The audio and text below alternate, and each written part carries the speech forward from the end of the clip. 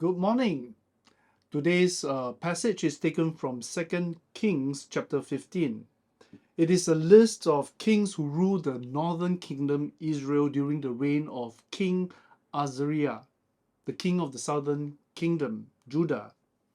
It reads like a history lesson, but it is more than that. Let me read 2 Kings 15, verses 1 to 4. Verse 1. In the 27th year of Jeroboam, king of Israel, Azariah, the son of Amaziah, king of Judah, began to reign. He was 16 years old when he began to reign, and he reigned 52 years in Jerusalem. His mother's name was Jecoliah of Jerusalem. Verse 3. And he did what was right in the eyes of the Lord, according to all that his father Amaziah had done.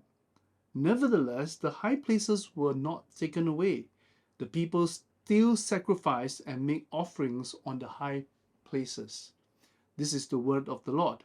Thanks be to God. Well, first, who is Azariah?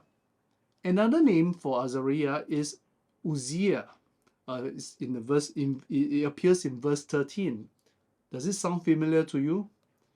He was the king during Isaiah's time, when he had a vision, when prophet Isaiah had a vision of the Lord, that you can read in Isaiah chapter 6, verse 1. King Azariah, he took the throne when he was just 16 years old. That's in verse 2. And he ruled for 52 years. That is also in verse 2. And that's a very long time. He outlasted his counterparts in the northern kingdom. That's why his reign is used as a reference point for the rest of the chapter. But how did Azariah or Uzziah fare as king? Our passage doesn't tell us much, only 2 verses. Verse 3 says, he did what was right in the eyes of the Lord, which is very good. But verse 4 says, he did not take the high places away. The people still sacrifice and make offerings on the high places. In contrast, if you read the account in 2 Chronicles chapter 26 verses 1 to 15, it gives us a lot more details. In fact, 2 Chronicles tells us he was an amazing ruler. First, he sought the Lord and God, and God made his 52 years of reign prosperous. 2 Chronicles chapter 26 also tells us that he recaptured the city of Eloth, which I presume was very important and a strategic city lost to their enemies to the north in the previous reign. But during his reign, he recaptured it and he restored it. He managed to bring the Philistines, their enemies from the west, under his control. And that was a feat that the Israelites could not do for generations since the time of the judges. And apparently, the Ammonites, his neighboring country to the east, were afraid of him and sought peace and sent him tribute. And his fame, according to 2 Chronicles, also extended all the way down south to Egypt. All his enemies in the north, in the south, in the east, and the west held him in reverence. The country was prosperous. He fortified and developed many cities, and it is even recorded that his army was technologically advanced and formidable, not unlike the US as compared to the rest of the world today. In other words, it was a golden age for Israel, for Judah. But interestingly, while there are 15 verses in 2 Chronicles that describe his worldly accomplishments, there's only one line in 2 Kings chapter 15 to describe his achievement. Simply, he did what was right in the eyes of the Lord, according to all that his father Amaziah had done. 2 Chronicles has 4 verses of his failure, and 2 Kings only 1 verse, chapter 15 verse 4, which says, nevertheless, the high places were not taken away. The people still sacrifice and make offerings on the high places. Why 2 Kings doesn't tell us much about his accomplishments? And if you're wondering, why do we Faith Methodist Church design our Transformed by the Word readings to alternate between the books of Kings and Chronicles? You see, Kings, the 2 books of Kings and the 2 books of Chronicles are accounts of the same events. They are parallel books.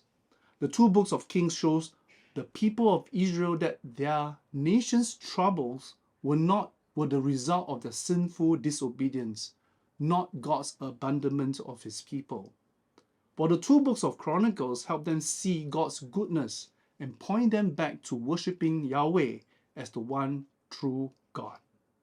And so we'll read more of Judah's political and military achievement in Chronicles, but in Kings, we read more of their failures.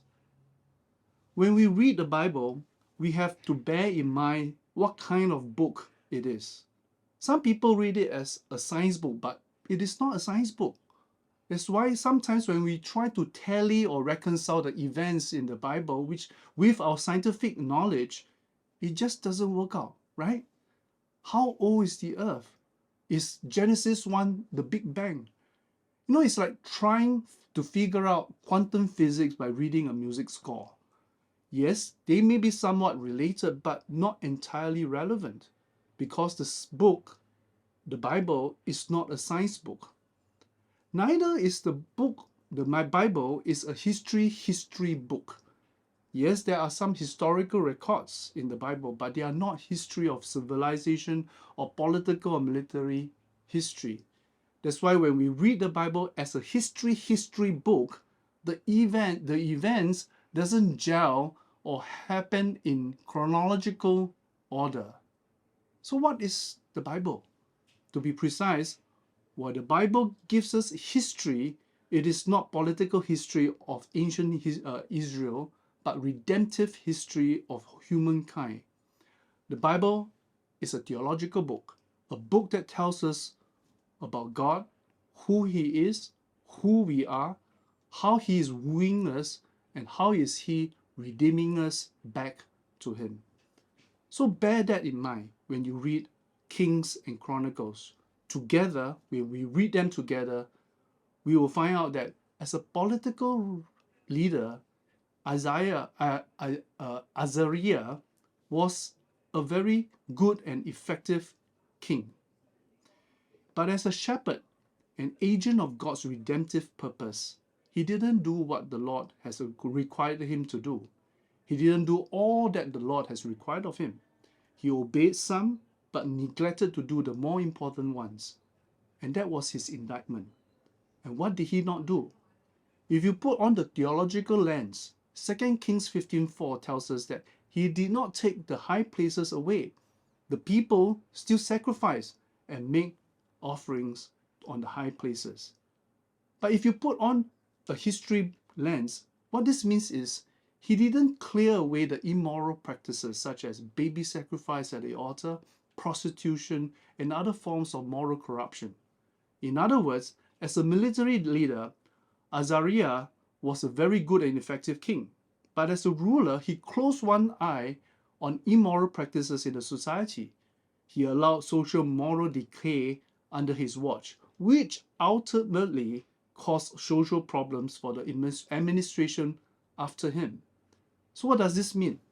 It means ultimately spiritual obedience or disobedience will eventually have outward consequences. My friends, God requires us to be good stewards. We are not to neglect our worldly duties. We are to do our best in our worldly responsibilities, but we are not to compromise our spiritual integrity. People look at outward achievement, but God looks at inward obedience. God looks at our heart. My friends, do your best in your worldly responsibilities, but don't compromise your spiritual integrity.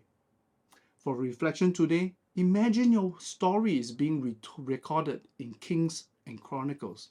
What would it be? Would it list out all your accolades that you were successful in this and that? But how would it record the obedience of your heart? Have you removed or retained the high places of your life? Is it your possessions, your status, your relationship, or do you worship yourself? Don't neglect the important things. Your relationship with God, your obedience to God, your service to God. Have a blessed day.